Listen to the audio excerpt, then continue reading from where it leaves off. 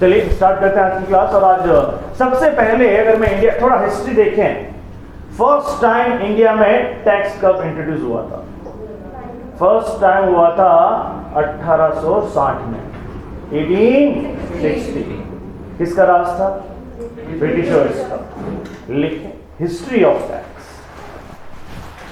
History of tax.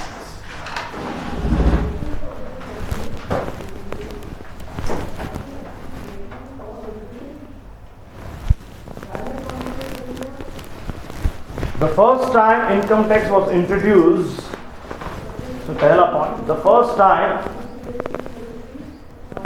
income tax was introduced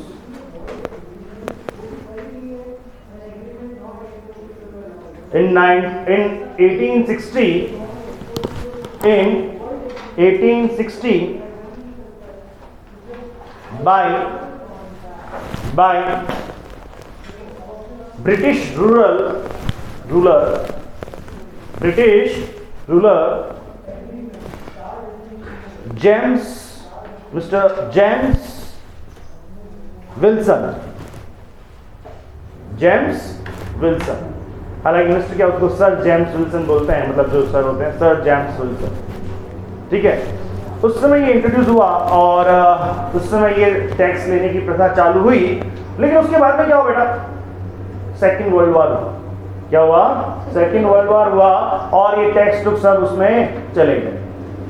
फिर वापस ये टैक्स बन के आया, वापस ये टैक्स बन के आया। आप बताइए उसके बाद में कब आया ये? 19 next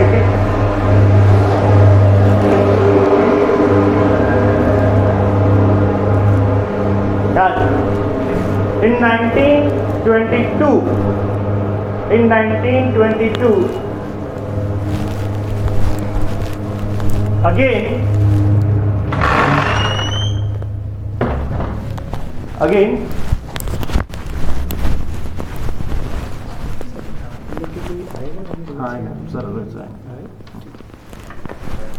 in 1922 again tax come into force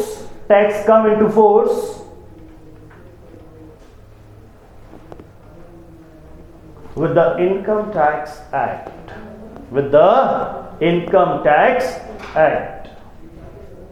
अब देखिए साहब 1860 में था, 1860 में आया, फिर वापस चला गया और वापस आया, लेकिन अब एक प्रॉपर अपने तामझाम के साथ में आया।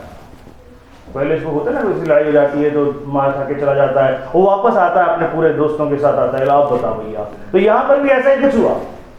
ये वापस आया कब आया? 1922 में आया। ठीक है, पहला अगर मैं बात कहूं इंडिया के लिए टैक्स जो बना था, वहां लिखा हुआ था आपका इंडियन, ये जो लिखा हुआ था उसके आगे लिखा हुआ था इंडियन इनकम टैक्स। क्या लिखा हुआ था? Indian income tax. कि इंडिया में किस तरह से टैक्स लिया जाएगा, इंडिया में किस तरह से कार्यक्रम को संपन्न किया जाएगा, ये सारी बातें पहली बार डिसाइड हो गई थी। कब? 1922 में। समझ में आया आपको? अच्छा, किसका राज था साहब? ब्रिटिशर्स का। ठीक है, हमें आजादी मिली 1947 में। आजादी कब मिली हमें? 1947 में हमें आजादी मिली। और आजादी के बाद में कुछ सालों तक तो हमने उसी इनकम टैक्स को फॉलो किया, लेकिन अब उसमें दिक्कत क्या थी? ब्रिटिशर्स ने अपने हिसाब से बनाया हुआ था वो एक्ट। ब्रिटिशर्स ने अपने हिसाब से वो एक्ट बनाया हुआ था, उसमें हर जगह ब्रिटिशर्स का रेफरेंस था, उन्होंने अपने हिसाब से एक्ट बनाया हुआ था। तो ये सारी बातें थी उसमें। हमें अपने हिसाब से कुछ चेंजेस करने थे, तो हमारे पास में दो ऑप्शन थे, या तो उसी में चेंज करें या अपना खुद का एक वापस एक्ट बना दें। बताइए कौन सा फिजिबल है? उसी में चेंज करना तो इजी है, लेकिन क्या यार, बार बार वो हर जगह ब्रिटिशर्स पर आता था, वो अपनी पुरानी बातें गुलामी याद दिलाता था कि हम उनके वैसे थे, वो थे। तो फिर हमने अपना एक्ट बनाया। ठीक है, ये सोचते इंडिया ने, मतलब हमने आजादी के बाद में अपना एक पहला एक्ट बनाया। पहला एक्ट नहीं कह सकते, टैक्स के लिए हमने पहला एक्ट बनाया और वो था 1922 1961 में। समझ में आ गया? अब देखिए तो यहां पे क्या हुआ, अब जब आपका एक्ट बना इनकम टैक्स एक्ट 1961 में, तो अगर आज की डेट में वो 61 का जो एक्ट बना है आज भी एप्लीकेबल है। तो अगर हम कहें हमारे इस एक्ट का हैप्पी बर्थडे कब है? 1961। समझ में आ रहा है? कब है इसका बर्थडे? 1961। कितने पुराने बुजुर्ग बाबा है। अब 1961 में एक्ट बना, तो बेटा पहले जो एक्ट बना था उससे पहले 1922 में जो एक्ट बना था उसमें लिखा था, उसमें क्या लिखा था? उसमें ये लिखा था भैया कि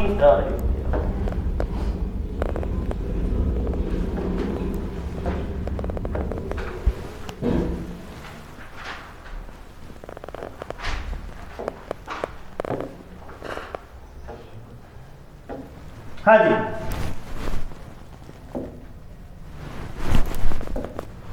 अगर हम बात करें यहाँ पे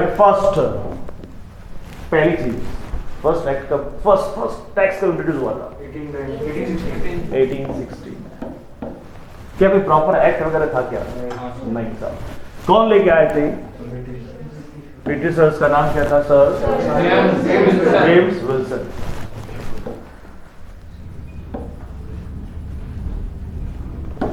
जेम्स विल्सन, ठीक है। उसके बाद में चला गया, आया और वापस चला गया पूरे साजो सामान के साथ में। कब आया? 1922 विथ एक्ट। क्या था आपका? Indian income tax act. Clear है? फिर 1947 आया। क्या मिली हमें? आजादी। हम आजाद हो गए, हमें चाहिए आजादी। आजकल ऐसे नारे भी सुनने को आ जाते हैं। हाँ जी, क्लियर है? इसके बाद में भी हमने उसको चलाया, इसके बाद में भी हमने उसको चलाया साहब। और कब तक चलाया? अप टू 1960 तक हमने उसी को चलाया। लेकिन वापस हम आए, अब हमारा पास क्या आ गया था? 1961 में हमने एक एक्ट बनाया, उसका नाम क्या था? Income tax act 1961। देखो इसमें और इसमें फर्क क्या है? यहां पे वर्ड था इंडियन, यहां पे वर्ड क्या था? इंडियन। यहां से इंडियन वर्ड को हटा दिया, यहां से इंडियन वर्ड को हटा दिया। क्यों? क्योंकि अब इस एक्ट के मुताबिक तुम चाहे इंडियन हो चाहे नॉन इंडियन हो, देशी हो या विदेशी हो, यहां के हो या बाहर के हो तो सही। अगर तुम इंडिया में आओगे, यहां से इनकम अर्न करोगे तो तुमको टैक्स देना पड़ेगा। पहले क्या था? सिर्फ हम इंडियन से टैक्स ले सकते थे, ब्रिटिश ने बनाया ना, तो लगाम कसो इंडियंस पे। लेकिन अब यहां पे हमने क्या कर दिया? ये वर्ड हटा दिया और अब हमारा एक नया रूप आ गया, एक नए प्रारूप में हम सामने आ गए। और वो क्या है आपका? Indian income tax, no, income tax act 1961। समझ में आता है? क्लियर? चलिए, अब ये बातें तो हमने देखी कि ये इनकम टैक्स की बात कर रहे हैं। आइए कुछ लॉ की चाल देखते हैं। हम लॉ बनता कैसे है? देखिए सबसे पहले तो क्या होता है? लॉ बनता है। उसके बाद में लॉ का क्या होता है? इंप्लीमेंटेशन होता है। और इंप्लीमेंटेशन होने के बाद में उसका क्या होता है? इंटरप्रिटेशन होता है।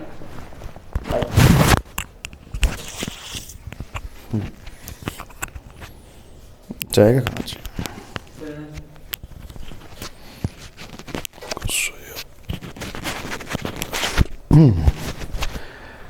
अगर हम लॉ की बात देखें तो सबसे पहले क्या बनेगा? लॉ बनेगा। क्या बनेगा? लॉ बनेगा। उसके बाद में क्या होगा? इंप्लीमेंट होगा और इंटरप्रिटेशन। समझ में आता है चीज? अच्छा, लॉ कौन बनाता है साहब? तो अगर अब मैं बात कहूं, यहां पे हम एक चीज देखें, लॉ क्या होगा? सबसे पहले मेकिंग द लॉ, फिर क्या होगा भैया इसका? इंप्लीमेंटेशन,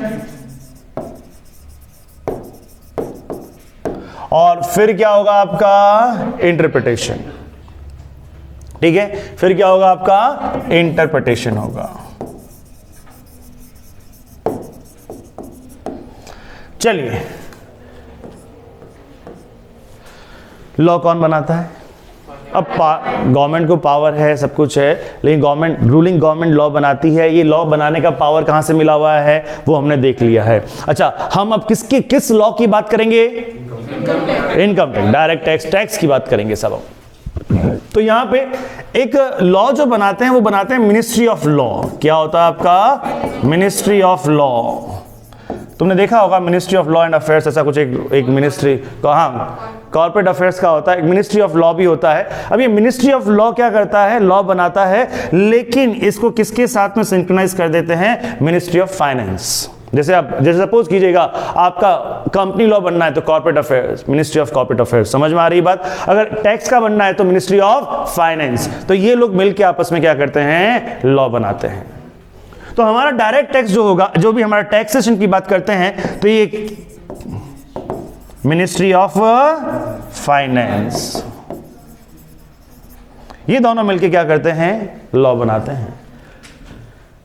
अच्छा, प्राइमरी रिस्पॉन्सिबिलिटी यहां पे किसकी होगी? मिनिस्ट्री ऑफ फाइनेंस की रहेगी। समझ में आ गया? ये इसको असाइन कर देते हैं, यहां से लॉ बनता है साहब। लॉ बनता है तो यहां पे सबसे पहले क्या होता है? वह प्रपोज्ड होता है। सबसे पहले क्या होता है? प्रपोज्ड होता है। अच्छा, तो वो प्रपोज्ड होता है साहब, पहले प्रपोजल जाता है, प्रपोज्ड होता है, ठीक है। दोनों जगह डिस्कशन होता है, दोनों जगह डिस्कशन होता है, ठीक है, उधर भी और इधर भी, लेकिन पहले उधर फिर इधर। कैसे? यहां पे ये लॉ है, ये प्रपोज्ड है साहब। क्या है ये? प्रपोज्ड है। समझ में आ रहा है चीज? अच्छा, तो और उसको एक मिनट यहां पे आ जाता है। हाँ जी, ये लॉ क्या अभी? प्रपोज्ड है। अब प्रपोज होने के बाद में ये डिस्कशन होता है। इसका क्या होता है? डिस्कशन होता है। किस तरह डिस्कशन होता है? ये दो हाउसेज होते हैं साहब इसमें। अगर मैं बात करूं, दो हाउस होते हैं। एक तो क्या होता है आपका? लॉ, पार्लियामेंट एंड नहीं, लोकसभा और राज्यसभा। समझ में आ गया? ये यहां पे प्रपोज होता है, फिर लोकसभा में पास होता है। पहले किस में पास होगा? ये लोकसभा में पास होगा। लोकसभा से पास होके कहां भेज देते हैं उसको? राज्यसभा में भेज देते हैं। और जब यहां दोनों से पास हो जाता है, दोनों से ओके हो जाता है, तब किसके पास में आता है? प्रेसिडेंट के पास में आता है, ठीक है। तब तक ये बिल ही होता है, तब तक ये क्या होता है? यहां तक ये क्या है? इसका नाम क्या है? बिल। जैसे अभी किसान एग्रीकल्चर का कुछ चल रहा है, वो भी बिल है, ठीक है ना। अभी फाइनल एसेंट होना बाकी है। समझ में आ गई ये चीज? क्लियर है? चलिए, तो अब यहां पे अगर हम बात कहें, यहां पे ये, उसके बाद में क्या होता है? इसमें सिग्नेचर होते हैं साहब। किसके सिग्नेचर होते हैं? हाँ जी, signature and seal of president. जैसे ही ये हो जाता है वो बिल, अरे भैया वो बिल अब क्या बन जाता है? एक्ट बन जाता है। क्या बन जाता है? एक्ट बन जाता है। ओए ओए ओए, ये bill, now it become act. अच्छा भैया, एक्ट बन गया, वहां पे हो गया, सब कुछ हो गया। अब 130 करोड़ जनता को पता कैसे चलेगी? हो चुका है, एक्ट बन चुका है। इसके लिए गवर्नमेंट क्या करती है? इसके लिए गवर्नमेंट आपको एक नोटिफिकेशन जारी करती है। समझ में आ गया? एक नोटिफिकेशन जारी करती है कि भैया पब्लिक को दिखाती है, और पब्लिक एक यहां पे मिनिस्टर, यहां पे अगर देखें तो incometax.gov.in पे आपका नोटिफिकेशन आ जाता है, और गवर्नमेंट की ऑफिशियल गजेटेड साइट है, गवर्नमेंट की ऑफिशियल गजेटेड साइट है, उस पे भी उसका क्या आ जाता है? नोटिफिकेशन आ जाता है। समझ में आ रही है बात? अब देखिए, जैसे सपोज कॉर्पोरेट लॉ बना, तो कॉर्पोरेट लॉ की जो स्पेसिफिक साइट है वहां पे तो नोटिफिकेशन आएगा ही आएगा, साथ में गवर्नमेंट की जो ऑफिशियल गजेटेड है वहां पे भी क्या हो जाएगा? उसकी जो ऑफिशियल गजेट साइट है वहां पे भी उसका नोटिफिकेशन आ जाएगा। समझ में आ गया? और वो एक प्रेस नोट रिलीज कर देते हैं कि यार ये अब एक्ट बन चुका। समझ में आ गया? तो यहां पे नोटिफिकेशन, एक्ट बन गया। अब एक्ट बन के हमको इंफॉर्मेशन मिली कि नहीं मिली? हाँ जी, हमें इंफॉर्मेशन देनी पड़े। अब किसका क्या निकलेगा? नोटिफिकेशन। क्या निकलेगा बेटा? नोटिफिकेशन। समझ में आया चीज? नोटिफिकेशन कहां, अगर हम अपनी बात करें तो कहां आएगा? दो जगह पे मिलेगा भैया। कहां मिलेगा? दो जगह मिलेगा। ऑफिशियल गजेट साइट में मिलेगा, ठीक है,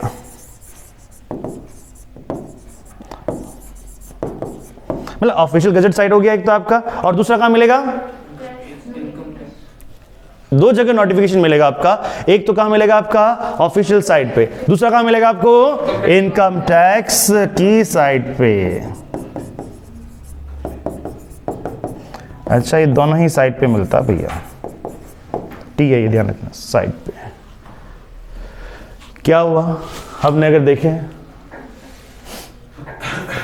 तो देखिए कहां चल रहे थे हम? लॉ में चल रहे थे। मेकिंग कौन बनाता है साहब? मिनिस्ट्री ऑफ लॉ प्लस हम फाइनेंस की बात करें। अच्छा, वो क्या करते हैं? पहले उसको क्या करते हैं? प्रपोज करते हैं। जो भी लॉ बनाना होता है वो क्या करते हैं? प्रपोज करते हैं। प्रपोज करने के बाद में दो जगह जाता है, लोकसभा, राज्यसभा।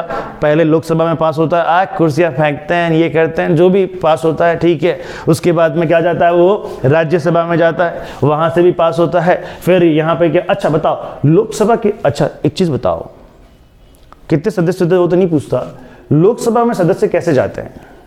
कौन सेलेक्ट करता है? पार्टी सेलेक्ट करती है, पब्लिक यार। हाँ हाँ, ये एमएलए या एमपी मेंबर ऑफ पार्लियामेंट। तो यहाँ पे जो है, यहाँ पे एमपी होते हैं जो कि किसके द्वारा सेलेक्टेड होते हैं? Selected by public, that is selected by public. Rajya Sabha में कैसे जाते हैं? एमएलए, एमएलए विधानसभा, हाँ। राज्यसभा के अंदर होता क्या है? वहां पे एक राज्यसभा, नाम से ही पता चलता है कि क्या है? राज्यसभा। तो वहां पे ऐसे रिप्रेजेंटेटिव होंगे जो किसको रिप्रेजेंट करेंगे? स्टेट को रिप्रेजेंट करेंगे, ठीक है। और आपने कभी ये नहीं सुना होगा कि राज्यसभा के सदस्य के लिए चुनाव हो रहे हैं। स्टेट गवर्नमेंट जो होती है वो उसको नॉमिनेट कर देती है। यानी कि जो आपका स्टेट लेजिस्लेचर होता है वह क्या करता है? अपने किसी दो सदस्यों को वहां पे क्या करता है? नॉमिनेट कर देता है। तो यहां के जो मेंबर्स होते हैं, राज्यसभा के जो मेंबर्स होते हैं, ये मेंबर्स किसके द्वारा अपॉइंट किए जाते हैं भैया? स्टेट गवर्नमेंट के द्वारा। समझ में आती बात? इसको कोई भी हम इसमें पब्लिक का रोल है क्या? नहीं, इसमें कोई पब्लिक का रोल नहीं है। क्लियर? खैर, इट्स फॉर इंफॉर्मेशन, इसमें अपना कोई लेना देना नहीं है इसमें ज्यादा। ये वहां से क्या बना? दोनों में पास हुआ, तो पास होके क्या हो गया? सिग्नेचर ऑफ द प्रेसिडेंट, वहां पे सील लग गया साहब, प्रेसिडेंट साहब की साइन सील हो गया। फिर क्या बन गया? वो एक्ट बन गया। एक्ट बनने के बाद में हमें कैसे पता चलेगा? क्या रात को सपना आएगा अरे परसों एक्ट बन गया? ना भैया। तो क्या होगा? यहां पे नोटिफिकेशन आएगा। नोटिफिकेशन दो जगह पे आएगा, गवर्नमेंट की ऑफिशियल वेबसाइट पे भी आएगा और पर्टिकुलर मिनिस्ट्री की वेबसाइट पे भी आएगा। और फिर पता चल जाएगा कि यार हमको क्या है, यहां पे ये चीजें, ये क्या बन गया भैया? एक्ट आ गया है। बन तो गया, क्या बनना ही काफी है? क्या बनना ही काफी है क्या? नहीं साहब, बनती तो बहुत सी चीजें हैं, लेकिन जब तक उसको हम इम्प्लीमेंट ना करेंगे, उसके रिजल्ट ना लेंगे, तो मैं यहां पे यहां से इम्प्लीमेंटेशन अपन चालू करते हैं। अच्छा, अब इंप्लीमेंटेशन होगा साहब। अब मुझे बताइए, इंप्लीमेंटेशन अगर मैं कहता हूं यहां पे, आपने देखा होगा गवर्नमेंट जब भी बनती है तो उसके अलग अलग डिपार्टमेंट होते हैं, उसके अलग अलग मिनिस्टर्स होते हैं। या एक ही प्रधानमंत्री साहब ही सब काम करते हैं? नहीं, एक प्रधानमंत्री होता है, उसके अंडर में लोग बाग होते हैं, उसके अंदर में अलग अलग मिनिस्ट्रीज होती हैं, हाउसेज होते हैं, और वो उसको काम करते हैं। हम यहां पे किसकी बात करेंगे? अब हम यहां पे किसकी बात कर रहे हैं? टैक्स की, ठीक है। टैक्स किसके अंडर में आता है? Ministry of finance. तो अब ये लॉ बन गया, मतलब एक्ट बन गया। अच्छा, एक्ट बन गया तो हमारा क्या है? सपोज करो इनकम टैक्स एक्ट बन गया। क्या बन गया? इनकम टैक्स एक्ट बन गया। अब ये एक्ट बन के किसको दे दिया जाता है? अब वो एक्ट दे दिया जाता है मिनिस्ट्री ऑफ फाइनेंस को। मिनिस्ट्री ऑफ फाइनेंस क्या करती है? उसको इंप्लीमेंट करती है। क्या करती है? उसको इंप्लीमेंट करती है। बात समझ में आता है आपको? किसी को कोई डाउट है तो बताएं। क्लियर? यहां तक क्लियर? सिस्टम समझ में आ रहा है ना? कैसे हुआ, क्या हुआ? पहली बार कब आया? 1860 आया। और किसने लाया? Sir James Wilson. ठीक है, चला गया, उनके सपने रह गए, चला गया। वापस दमखम के साथ में आया कब? 1922 विथ। समझ में आया? चलिए, फिर मिली हमको आजादी। हाँ, 1947। अच्छा, हालांकि 1947 का कोई महत्वपूर्णता है क्या यहाँ पे? बट बहुत महत्वपूर्ण है आजादी, नहीं तो हम भी लड़ते रहते। हाँ जी, समझ में आ रही है बात? फिर 1960 में हमने सोचा कि हमको ये बनाना चाहिए, तो 1961 में हमने उसको बना लिया, income tax act 1961। Hope you understood. Clear है साहब? तो अब हम अगर देखें यहां पे, और ये सिस्टम था आपका, इसमें अभी तक बातें सारी आपको आत्मसात हो जानी चाहिए, आपको याद हो जानी चाहिए। याद हो रहा है बाबू? हाँ जी, क्लियर है? चलिए, अब हम बात करें इंप्लीमेंटेशन की। किसकी बात करें? इंप्लीमेंटेशन की बात करते हैं। तो इंप्लीमेंटेशन में देखिए, अब मैं बात करूं तो इंप्लीमेंटेशन में किसका जिम्मा? Ministry of finance. हम जो बात करेंगे मिनिस्ट्री ऑफ फाइनेंस। अब मान लेते यहां पे जिम्मा है मिनिस्ट्री ऑफ फाइनेंस का। मिनिस्ट्री ऑफ फाइनेंस साहब, अभी एक फाइनेंस मिनिस्टर होता है, अभी क्या पहले भी होता है? अभी का फाइनेंस मिनिस्टर कौन है? निर्मला सीतारमण। ठीक है, वो निर्मल भी है, सीता की तरह भी है, और सब जगह रमती भी है। निर्मला सीतारमण, समझ में आई? उनके पास में रेस्पॉन्सिबिलिटी आ गई कि ये करना है सब। अब क्या वो अकेली कर लेगी क्या? या कुछ भी इंप्लीमेंटेशन करना होता है तो वहां से बम पड़ता, फैल जाता, इंप्लीमेंट हो गया, ऐसा नहीं होता। तो ये क्या है, इनके अंडर में क्या होता है? इन्होंने फिर 2 डिपार्टमेंट बनाए। इन्होंने क्या किया? 2 डिपार्टमेंट बनाए। एक तो बनाया, अच्छा थोड़ा मैं इसको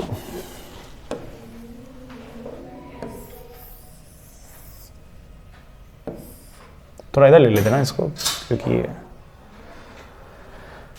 मेरे देश की धरती सोना मोती, मेरे देश की धरती। ये बाद में करते हैं, इंटरप्रिटेशन वाला बाद में करते हैं, ठीक है ना? ये आप समझ रहे हैं ना थोड़ा सा? हाँ जी, मिनिस्ट्री ऑफ फाइनेंस सब, ministry of Nirmala Sitharaman. Suppose उसने क्या बनाए? 2 अलग अलग डिपार्टमेंट बनाए। ठीक है, 2 अलग अलग बोर्ड बनाए, 2 अलग अलग डिपार्टमेंट कह सकते हो, 2 अलग अलग बोर्ड बनाए। एक तो बनाया उसने सीबीडीटी। सीबीडीटी का मतलब क्या है? Central board of direct tax. समझ में आती? और एक उसने बनाया CBIC, central board of indirect tax and customs.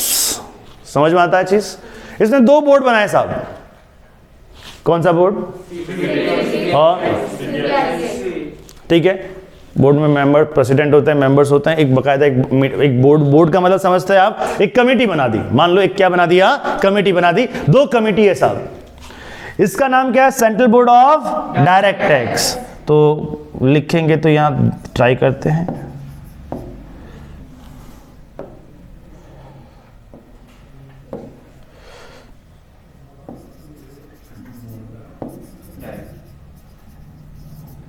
Central board of direct tax. ये क्या है आपका? सेंट्रल बोर्ड ऑफ, हाँ जी, इनडायरेक्ट टैक्स एंड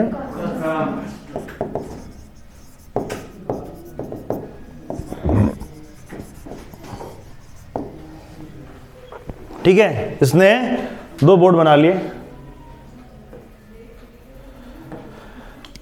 अब क्या हुआ? ये 2 बोर्ड तो बन गए आपके। अब इन दोनों बोर्ड ने क्या किया? अपने अंदर एक हायरार्की, अपने अंदर क्या किया? सबसे पहले चीफ कमिश्नर, मतलब एक सारी क्या है, एडमिनिस्ट्रेटिव अथॉरिटी को डेवलप किया। समझ में आ गया? Chief commissioner, commissioner, deputy commissioner, उसके बाद में इंप्लीमेंटेशन ऑफिसर, ये सारी हायरार्की हम बाद में पढ़ेंगे। इन्होंने अपने अपने लिए क्या किया? इन्होंने अपने अपने लिए क्या किया? इन्होंने अपने अपने लिए एडमिनिस्ट्रेटिव अथॉरिटी को डेवलप कर लिया। क्लियर? समझ में आया चीज? अच्छा, तो इन्होंने अपने अपने यहां पे क्या कर लिया, एडमिनिस्ट्रेटिव अथॉरिटी को डेवलप कर लिया।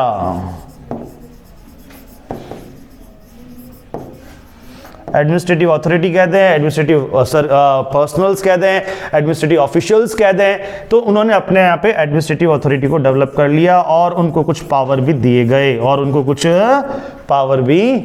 गए, समझ में आया चीज? क्योंकि हर छोटे मोटे काम के लिए, अब सपोज कमिश्नर है, कमिश्नर को कुछ पावर दिए गए हैं, चीफ कमिश्नर है उसको पावर दिए गए हैं। अब इनकम टैक्स ऑफिसर है, सबसे नीचे लोएस्ट आता है, इनकम टैक्स ऑफिसर आता है, उसको भी पावर दिए गए हैं। अब वो इनकम टैक्स ऑफिसर, उसको कुछ बोलना है, ये इनकम टैक्स ऑफिसर है, ये गई किसी क्लाइंट के पास, एसएससी के पास में गई, हाँ ये दिखाओ वो दिखाओ, तो ये कहता है, ये एसएससी ने वापस क्वेश्चन किया, तो क्या सीधा सीबीडीटी को फोन लगाएगी क्या, या सीधा निर्मला सीतारमण को फोन लगाएगी, अरे ये बोल रहा है कुछ करें क्या, इसका क्या जवाब दूं? निर्मला कहेगी। समझ में आ रहा है चीज? तो यहां पे क्या, अब समझिएगा, इन्होंने क्या किया, एडमिनिस्ट्रेटिव अथॉरिटी को डेवलप कर लिया। अब एडमिनिस्ट्रेटिव अथॉरिटी और इनका जो भी इनके एडमिनिस्ट्रेटिव अथॉरिटी हैं, उनको क्या करना है आपको, वो आपका उनका काम है कि पूरे इंडिया में वो क्या करेंगे बेटा, इंप्लीमेंटेशन करेंगे। अब लॉ है, मान लेते हैं कि सपोज कीजिएगा आप अलग अलग जुडिशियल के चीफ कमिश्नर्स हैं, आप सब लोग क्या हैं, chief commissioner of income tax या कमिश्नर ऑफ इनकम टैक्स। चलिए, ये जोधपुर का है, कमिश्नर ऑफ इनकम टैक्स है, सपोज करो ये बेंगलोर का है, ये दिल्ली का है, बॉम्बे का है, अलग अलग सर्कल का कमिश्नर है, हर सर्कल बनते हैं उसके एक चीफ कमिश्नर होते हैं, आप क्या हैं, कमिश्नर हैं साहब। क्लियर? अब एक लॉ आया, नोटिफिकेशन, मान लेते हैं कि मैंने सीबीडीटी में, मैं सीबीडीटी हूं, मैंने आपको क्या किया, इंप्लीमेंटेशन, मैंने लॉ दे दिया आपको, समझ में आया, मैंने इसको इंप्लीमेंट करवाओ। देखिए, गवर्नमेंट ने मेरे को दिया, निर्मला सीतारमण ने मेरे को बुलाया और बोला ए सीबीडीटी इंप्लीमेंट करवाओ, हमने कहा अभी करवाते हैं साहब, मैंने वो दिया और मैंने आपको दे दिया। जैसे कलेक्टर होते हैं ना, हर शहर में कलेक्टर होते हैं, तो यहाँ की लॉ एंड ऑर्डर कौन मेंटेन करेगा, कलेक्टर मेंटेन करेगा, ठीक है। हर जगह क्या वो अपना स्टेट वाला आएगा, कौन साहब आएंगे क्या, वो प्राइम मिनिस्टर साहब आएंगे क्या, या हर जगह आपके स्टेट मिनिस्टर आएंगे क्या, नहीं साहब। तो इस तरह आप, अच्छा आपने कहा ओके, आपने लॉ पढ़ा। अब क्या सबका माइंड एक जैसा होता है क्या सब उस लॉ को जैसे समझना है वैसे ही समझेंगे क्या? ये भी हो सकता है इनकी ओपिनियन कुछ और हो, ये भी हो सकता है इनकी ओपिनियन कुछ और हो। अगर सबको सब कुछ समझ में आ रहा है, नॉर्मल चीज है, सबको समझ में आ रहा है, तब तो कोई दिक्कत नहीं है। लेकिन दिक्कत कब हो जाएगी, जब इसका मीनिंग ये निकालेंगे, इसका मीनिंग कुछ ये निकालेंगे, डिफरेंस ऑफ ओपिनियन है। माना कि राजस्थान वालों को कुछ और लगा, उन्होंने उसको अपने हिसाब से इंप्लीमेंट कर दिया, पंजाब वालों को कुछ और लगा, उन्होंने अपने हिसाब से इंप्लीमेंट कर दिया, हरियाणा वालों को कुछ और लगा, उन्होंने अपने हिसाब से और कर दिया, और दिल्ली वालों को कुछ लगा ही नहीं, उन्होंने इंप्लीमेंट किया ही नहीं। अब बताओ भैया, लॉ तो एक ही है, वो पूरे इंडिया में एक जैसा होना चाहिए। इनकम टैक्स है तो सेंट्रल गवर्नमेंट के अंडर में आता, पूरे इंडिया में एक जैसा होना चाहिए, अब अलग अलग हो रहा है, ये क्या? तो अगर यहां पे अगर डिफरेंस ऑफ ओपिनियन, अब डिफरेंस ऑफ ओपिनियन किसकी है साहब, बिटवीन द ऑफिसर्स ही है, एडमिनिस्ट्रेटिव अथॉरिटी ही है। उसको गाइडेंस देने के लिए, उसको क्लियरिफिकेशन देने के लिए, उसको एक सोच देने के लिए गवर्नमेंट निकालती है सर्कुलर्स। क्या निकालती है? सर्कुलर्स। समझ में आता है? ये सर्कुलर्स कब निकलते समझ में आता है? नोटिफिकेशन कब आता है समझ में आता है? नोटिफिकेशन तब निकलता है, नोटिफिकेशन तब निकलता है any change if the government want to, if any change government want to inform you guys. अगर गवर्नमेंट हमको कोई इंफॉर्मेशन देना चाहती है किसी चेंज का, तो किसके थ्रू देती है? वो नोटिफिकेशन के थ्रू देती है, भैया ये आ गया है, ऐसा हो गया है। क्लियर? सर्कुलर्स जो होते हैं वो गवर्नमेंट कब निकालती है? हाँ जी, वो सर्कुलर्स निकालती है एक तरह से, क्या कह सकते हैं उसको, गाइडेंस नोट की तरह। समझ में आ रही है बात? एक तरह से गाइडेंस नोट की तरह। और ये सर्कुलर्स जो होते हैं वो किसके लिए निकाले जाते हैं? वह ऑफिसर्स के लिए, इनकम टैक्स ऑफिसर्स के लिए निकाले जाते हैं। समझ में आ रही है बात? क्लियर है? तो ये जो सर्कुलर्स जो होते हैं, ये सर्कुलर्स किसको फॉलो करना, किसके लिए बाइंडिंग अपॉन होते हैं? इनकम टैक्स ऑफिसर के लिए बाइंडिंग अपॉन होते हैं। समझ में आ गया? क्लियर? जैसे सपोज कीजिए एक सर्कुलर निकल गया कि यहां, अच्छा सर्कुलर निकल गया कि एक स्पेसिफिक इस एक्सपेंस को अपने को क्या करना है, डिसअलाउड करना है, एक्सपेंसेस की छूट नहीं देनी है, कोई भी एसएससी हो एक्सपेंस की छूट नहीं देनी है। तो ऑफिसर तो ऐसे करता रहेगा। अब एसएससी को लग गई, तड़का लग गया उसको, वो कहता है ऐसे कैसे नहीं दोगे, ऐसे कैसे नहीं दोगे यार, ये बोला लॉ, हमारा सर्कुलर आया। अरे सर्कुलर ही तो आया है, लॉ में कहीं लिखा है क्या? क्या लॉ में लिखा है क्या? नहीं नहीं, उन्होंने हमें बोला है कि ऐसे। अरे तो लिखा होना चाहिए लॉ में, हम कैसे माने तुम्हारा ये काम है? अगर कुछ चेंज होता तो नोटिफिकेशन आता, अगर कुछ चेंज होता तो नोटिफिकेशन आता, नोटिफिकेशन भी नहीं है और तुमने साला अंदर ही अंदर सर्कुलर निकाल दिया और तुमने मेरे ऊपर टैक्स का बटन डाल दिया। मैं अभी तक तो ये मान बैठा था कि यार भाई वो भी तो अपना लॉ पढ़ेगा ना। आज सपोज कीजिएगा आप अगर बिजनेस करते हैं, आप इनकम टैक्स दे रहे हैं, तो आप भी तो अपना इनकम टैक्स पढ़ेंगे ना एक बार, उसमें क्या है क्या नहीं है। आपने भी पढ़ा है, उसने भी पढ़ा है, उसकी भी एक समझ है, चलो ठीक है आपकी भी एक समझ है, लेकिन उनकी समझ में और आपकी समझ में अब डिफरेंस कहां पे आ गया? अब डिफरेंस कहां पे आ गया? पहले डिफरेंस कहां था? ऑफिसर के ही था, घर में ही डिफरेंस था। समझ में आ रहा है? घर में ही डिफरेंस था, भाई भाई में डिफरेंस था। पिताजी ने बैठाया, दोनों को समझाया और डिफरेंस को मीट आउट कर दिया। बोला तुम बाहर इस तरह से कहने का है। समझ में आता है? पहले एक भाई कुछ और कह रहा है, दूसरा भाई कुछ और कह रहा है, तो हल्की किसकी लगेगी? उस फैमिली की लगेगी। दोनों को समझाया बेटा ऐसे नहीं कहना। एक क्या जारी कर दिया? सर्कुलर जारी कर दिया घर में कि नहीं आगे से सब यही कहेंगे, इसी लाइन पे कहेंगे, अंदर भले कितने लड़ो मड़ो लेकिन बाहर हम यही कहेंगे। समझ में आती है चीज? चलिए, तो लेकिन अब ये लड़ाई किसकी है? अब क्या है? एसएससी और इनकम। अब वो जो बोला, एक चीज बताइए, अब एक घर में जो सर्कुलर निकला वो घर वाले मानेंगे ये पूरे मोहल्ले वाले मानेंगे? घर वाले ही मानेंगे। ठीक है, अब घर में सर्कुलर निकला हुआ है, यहाँ की बहुएं साड़ी पहनेगी, ठीक है, पड़ोस के घर में बहुएं जींस पहनती है, आप लेके जाओगे सर्कुलर, कल से तुम भी साड़ी पहनोगी, बट्टी। समझ में आ रही है? तेरे को आपको साड़ी पहना के भेज देंगे। समझ में आ रही है? इसलिए बाहर की पंचायती नहीं करना। अब लेकिन यहाँ पे डिफरेंस ऑफ ओपिनियन है, यहाँ पे डिफरेंस ऑफ ओपिनियन किस किस के बीच में? यस, एसएससी, यानी कि जो एसएससी है, जो पर्सन है, एसएससी और ऑफिसर के। अब कहां जाए? तो फिर जब डिफरेंस ऑफ ओपिनियन होती है लॉ के बारे में, तो हमें कहां जाना पड़ता है? हमें कहां जाना पड़ता है? कोर्ट में जाना पड़ता है। ठीक है, हमें अपीलेट अथॉरिटी में जाना पड़ता है, उसके अगेंस्ट में हमें अपील लगानी पड़ती है। समझ में आ रहा है? उसके अगेंस्ट में क्या लगानी पड़ती है? अपील लगानी पड़ती है। हमें अपना केस दायर करना पड़ता है कि हुजूर हमारे साथ में क्या हो रहा है? अन्याय हो रहा है। इस अन्याय के खिलाफ आवाज उठाने की आप सबको आजादी है, योर कॉन्स्टिट्यूशनल राइट। समझ में आती है बात? तो फिर किसकी बात, यहां तक बात समझ में आती है? तो देखिए यहां पे अगर कोई डिफरेंस ऑफ ओपिनियन होता है, अगर कोई डिफरेंस ऑफ ओपिनियन होता है तो क्या निकलता है यहां पे? बताओ मेरे को। कहां गया रे? अच्छा है ना, थैंक यू। यहां पे क्या निकलेगा? सर्कुलर। समझ में आ रहा है? तो यहां पे सर्कुलर इश्यू हो सकता है, सर्कुलर में इश्यूड टू, सर्कुलर क्यों इश्यू होता है भैया? हाँ, to clarify any difference of opinion या टू क्लियरिफाई एनी डाउट या to give the guidance note. समझ में आ गया?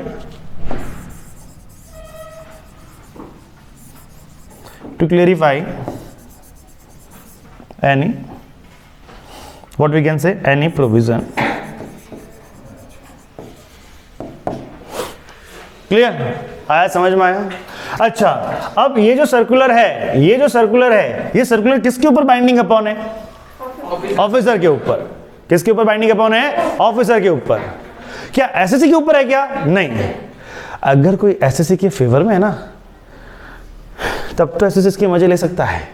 हाँ अरे सही, अच्छा, हाँ यही तो लॉ होता है, हाँ कह दे कि भैया ये खर्चा सबको है ना एडिशनली क्या कर दो, अलाउड कर दो। अभी देखो कोविड हो गया ना, तो कोविड की वजह से देखो अभी एक व्हाट वी कैन से, बीच में एक ऑर्डिनेंस आया है। क्या आया? एक ऑर्डिनेंस आया है, उसमें काफी सारे रिलैक्सेशंस हैं, काफी सारे क्या हैं? रिलैक्सेशंस हैं। और वो सारे रिलैक्सेशंस मई वालों के लिए और नवंबर वालों के लिए एप्लीकेबल है। कुछ रिलैक्सेशंस जो भी है वो आगे देखेंगे, समझ में आया। इससे आपका एक चैप्टर होता है TDS, पूरा ही चेंज हो गया साहब, ठीक है, पूरा दुनिया भर का चेंज हो गया उसमें, और भी काफ़ी सारे छोटे मोटे चेंजेस आए हैं।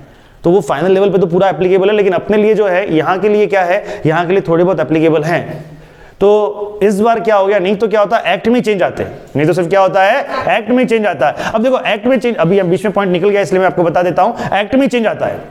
अभी क्या हो गया, एक्ट में तो चेंज आ ही आया, फाइनेंस एक्ट 2020 है, वो चेंज तो ला ही लाया, लेकिन साथ में क्योंकि एक ऐसी परिस्थिति आ गई, मार्च में लॉकडाउन लग गया, हमने सोचा 10-15 दिन में खुल जाएगा। पहले तो एक दिन का ही लॉकडाउन लगा था, है ना, वो संडे याद है मेरे को, ठीक है, एक दिन का लॉकडाउन था। तो मैंने कहा कि एक ऐड दे देते हैं, तो मेरा 36,000 रुपए का ऐड लग गया। हो ऐसा लगा वो पूरा ही लॉकडाउन हो गया। फिर 10 दिन मैंने सोचा, दिल को तसल्ली दी 10 दिन बाद खुल जाएगा, फिर दें भाई साहब ऐसा लॉक और वो डाउन। तो इसमें लोगों की इनकम इफेक्ट हुई डेफिनेटली। बैठे बैठे तो इनकम आती नहीं है कि घर पे माला, फिर ऊपर से 2,000 रुपये नोट पड़े, ओम ओम दम दम, ऐसा होता है क्या? नहीं, समझ में आ रहा है। लोगों की इनकम इफेक्ट हुई, लोगों ने गुहार लगाई, कुछ करो मालिक, कुछ करो मालिक, कुछ करो मालिक। तो 2 नोटिफिकेशन आए हैं, जून में आया है और एक सितंबर में आया है, और उसको ऑर्डिनेंस के रूप में जाना जाता है। किसके रूप में जाना जाता है? और प्रभु की कृपा है हम पे ऊपर, ICI ICSI की कृपा है हम पे, ये दोनों ही हमारे लिए एप्लीकेबल है, ठीक है। उसमें क्या है क्या नहीं है विल डिस्कस लेटर ऑन, सब सेपरेटली डिस्कस करेंगे, लेकिन आपको पता होना चाहिए कि सबसे हमें इस बार you guys are special, you guys are special. इतना हो गया फिर भी तुम बैठे हो, हम बैठे हैं, वी ऑल आर स्पेशल। तो स्पेशल लोगों के लिए 2 स्पेशल चीजें, नया एक्ट तो पढ़ना ही है, साथ ही साथ में चेंजेस भी पढ़ने हैं। कोई कहता है साहब एक्ट में ज्यादा चेंज नहीं है, अरे काको सा एक्ट में चेंज नहीं है, लेकिन काकी सा लाए बहुत सारे चेंजेस। कौन? अरे काकी वाले, हाँ जी, कौन? हाँ जी, ऑर्डिनेंस, उसको हम क्या बोलते हैं? ऑर्डिनेंस। उसमें चलो तुम तो फिर भी बच जाओगे थोड़ा, लेकिन ये फाइनल वाले नहीं बच पाएंगे। वो भी तो एक्ट का ही पार्ट है। हाँ, पार्ट वो भी एक्ट का ही है।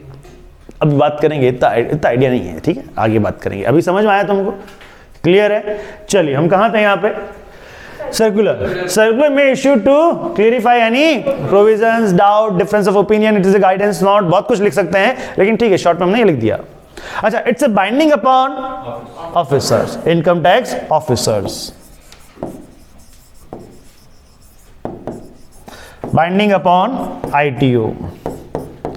अब ITO में सब आ जाते हैं, भैया समझ लेना, इनकम टैक्स जो भी डिपार्टमेंट है, या ITO कहते हैं या डिपार्टमेंट कहते हैं, हम एक ही बात है।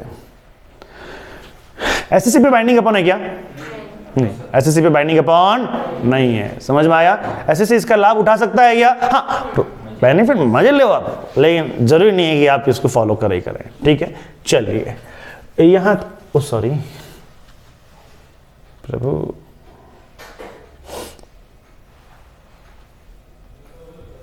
यहां तक बात समझ में आई आपको?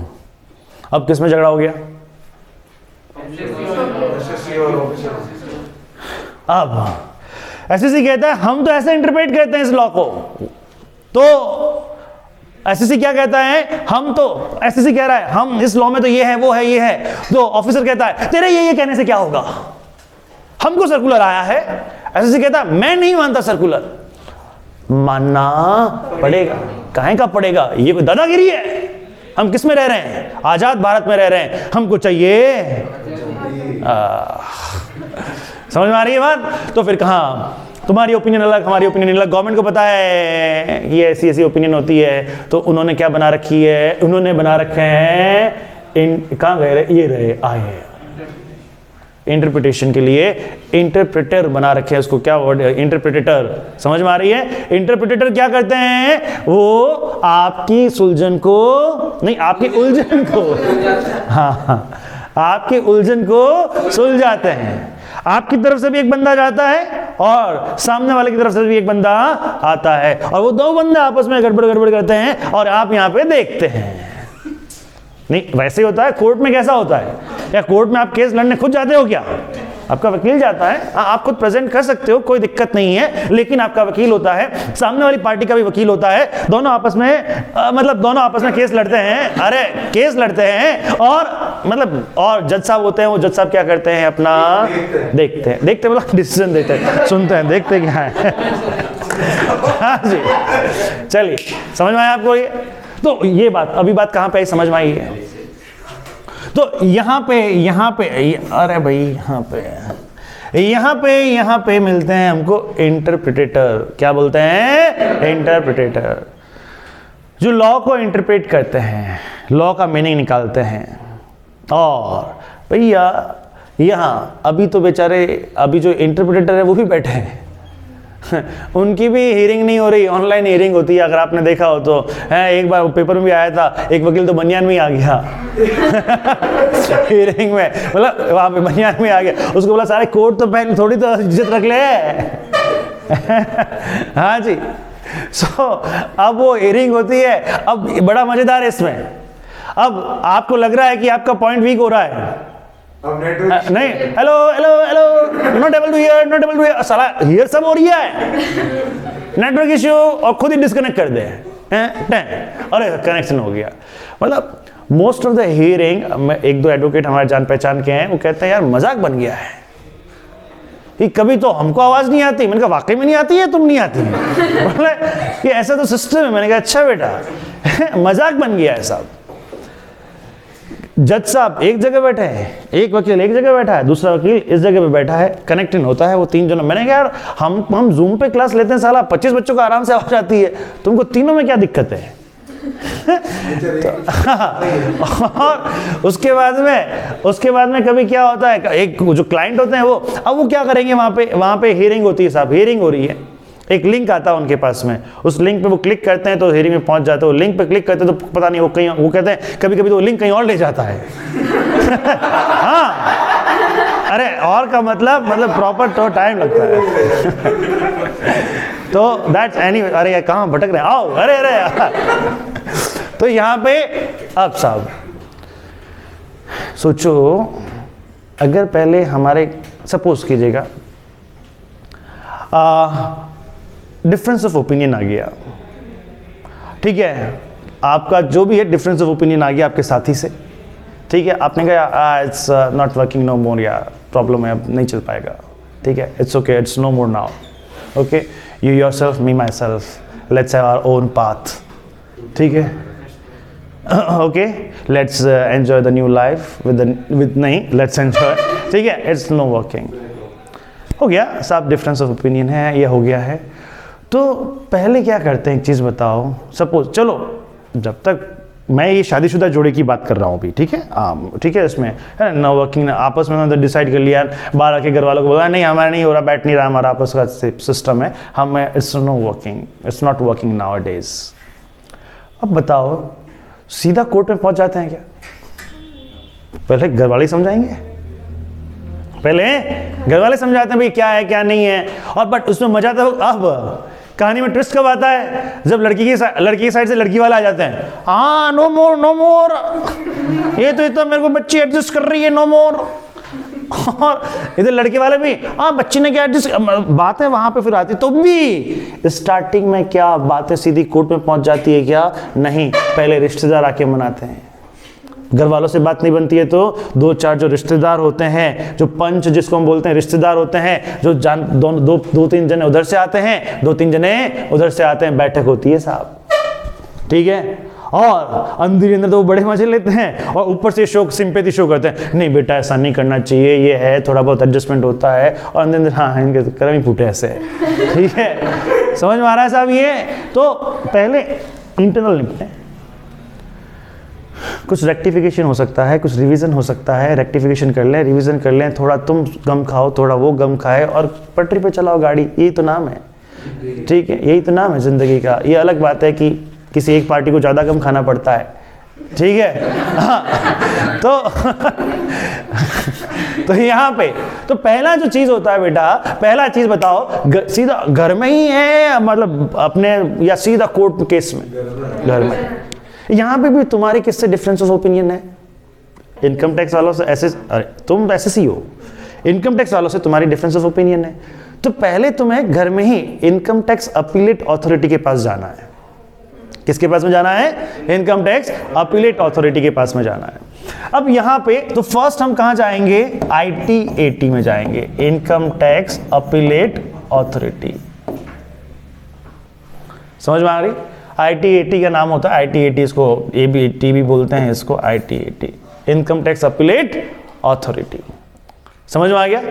वहां पे क्या होता है? वहां पे कमिश्नर ऑफ अपील होता है, वहां पे बात। अच्छा, अब आगे जब मैं हिरार्की पढ़ाऊंगा आपको, उसमें थोड़ी और चीजें बात में बताऊंगा। अभी आप सोचे इनकम टैक्स अपीलेट अथॉरिटी। साहब यहां पे भी बात नहीं बनी, यहां पे भी बात नहीं बनी। घर वालों ने समझाया, हमें समझ में, sorry this is first number, ये हो चुका है। हाँ जी, घर वालों ने समझाया, लेकिन हमें समझ में इट्स नो वर्किंग एनीमोर। समझ में आया? हम डिगे हैं अपने डिसीजन पे। तो यहां से फिर केस आगे चला और फिर आप सेकंड नंबर पे अब जाता है आपका कौन सा? यहां पे कहां जाएगा आपका? लोकल कोर्ट में जाता है। लेकिन यहां पे इनकम टैक्स के अंदर यहां के बाद में कहां जाता है? हाई कोर्ट में जाता है। कहां जाता है भैया? हाई कोर्ट में जाता है। वहां भी मामला नहीं बैठा तो सुप्रीम कोर्ट।